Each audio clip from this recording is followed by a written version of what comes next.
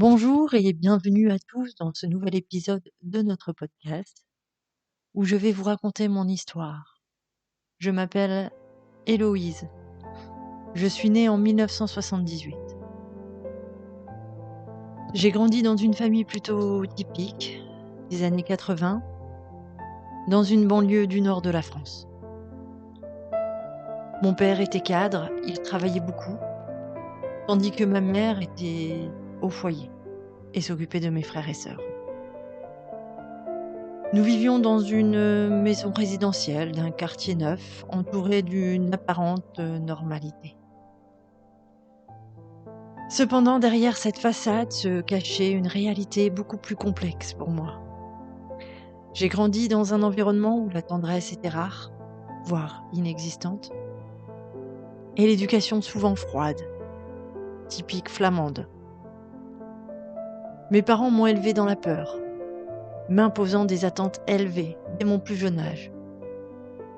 Mon père était un grand adepte de la violence, du martinet, qui était à l'origine acheté pour le chien, mais qui passait plus de temps sur nos fesses que sur celles du chien.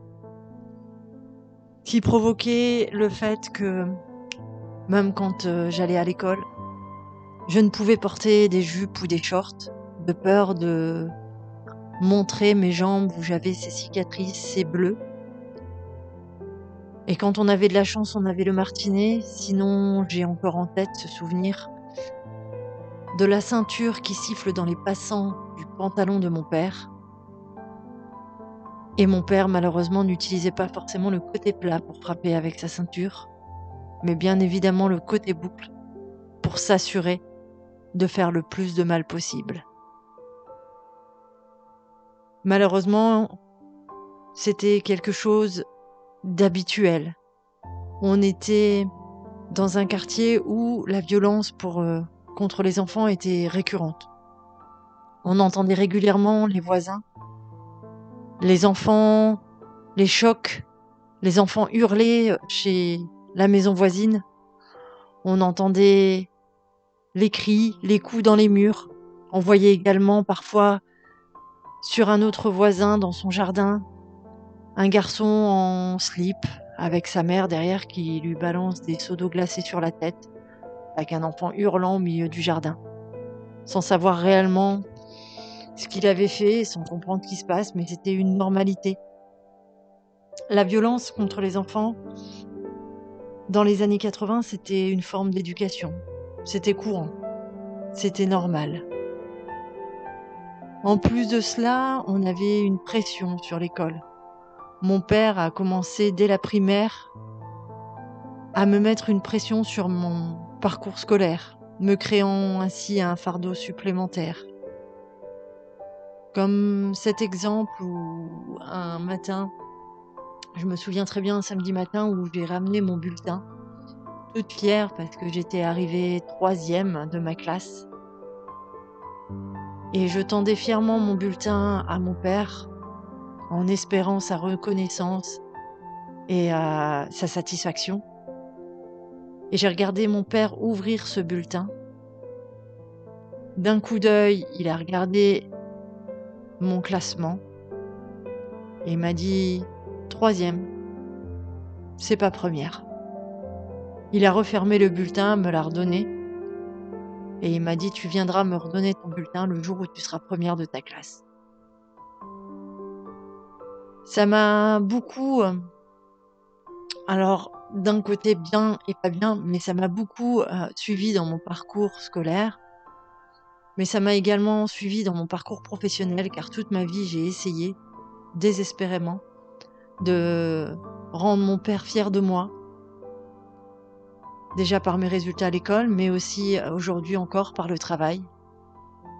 Et même s'il n'est plus là aujourd'hui, je me pose encore toujours cette question.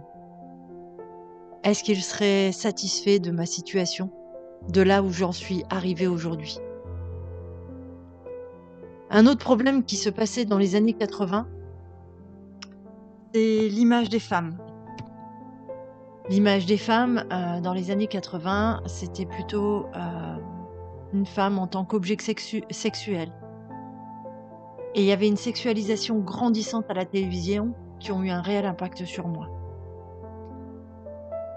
J'ai été confrontée à une société qui renforçait pas mal les stéréotypes limitants pour les femmes, qui réduisait leur valeur à leur apparence physique.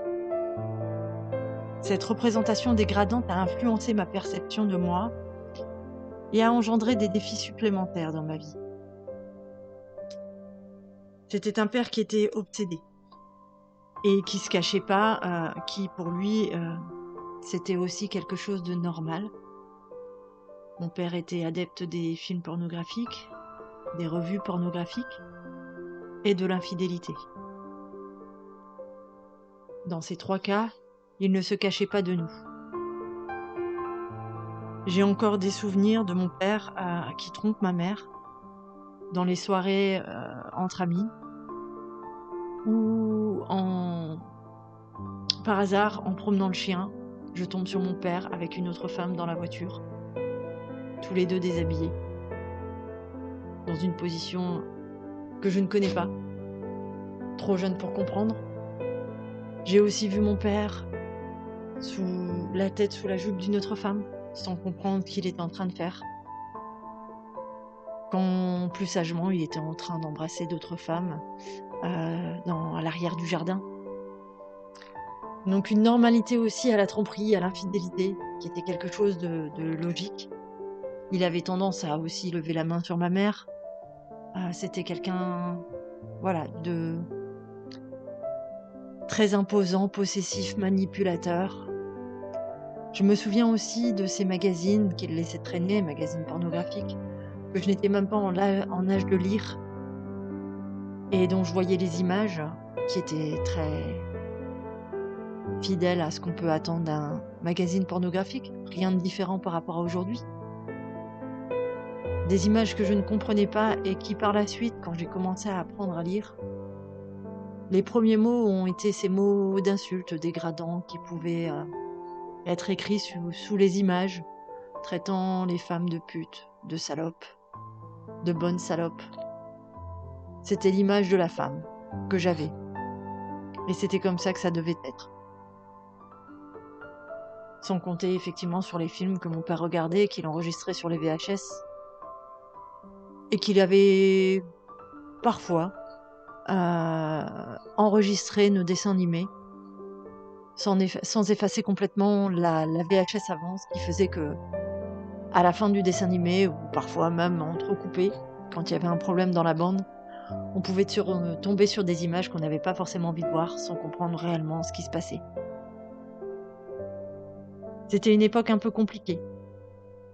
Je me souviens aussi de mon père et de ses excès de violence, de cette image, où un jour je me disputais avec ma sœur, pardon, et j'étais dans le jardin, on jouait dans le jardin, mais on s'était disputé pour un jouet. Mon père était à l'intérieur de la maison, en train de regarder la télé. Ma sœur est rentrée en pleurant. Et mon père est sorti sur la terrasse, un couteau à la main. Il m'a regardé droit dans les yeux et m'a dit : « Si tu cries encore, je te tranche la gorge. » J'ai encore cette image qui me reste gravée dans la mémoire, avec ce regard noir de mon père et ce couteau à la main, ce grand couteau. Il n'aurait pas pris un petit couteau. C'est un grand couteau et cette lame qui brillait dans le jardin, complètement sidérée, en état de choc sur place, en état de peur. Et ça a été un quotidien qui a duré toute mon enfance. Malheureusement, il m'a fallu 40 années pour trouver la force de m'élever au-dessus de ces pressions, de cette peur et de chercher mon propre chemin. Au fil des années, j'ai dû découvrir l'importance de l'estime de soi, de l'autonomisation et de la remise en question des normes sociales qui étaient restrictives. J'ai appris à me valoriser pour bien plus que mon apparence physique. et à me concentrer sur mon développement personnel, mon épanouissement, pour dépasser mes peurs. Voici en quelques mots, en quelques anecdotes, à quoi ressemblait mon enfance.